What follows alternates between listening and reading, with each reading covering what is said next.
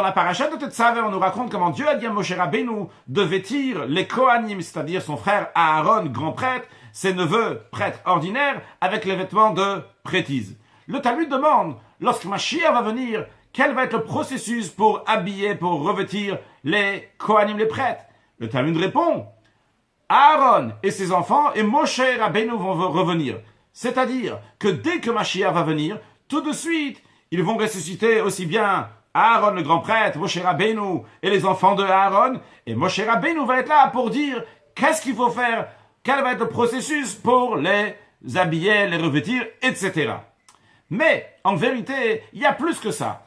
On peut dire que Moshe Rabbeinu, pas seulement qu'il va revenir pour dire comment Aaron et ses enfants doivent se vêtir et officier dans le temple, mais aussi que Moshe Rabbeinu lui-même, personnellement, va être le Kohen Gadol, va être le grand prêtre. Comment ça?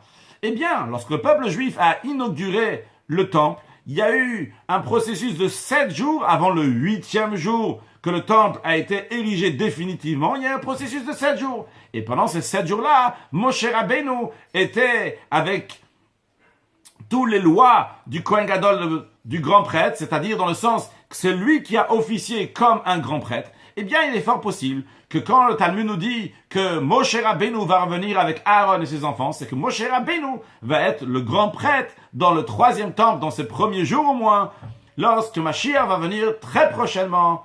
Excellente journée.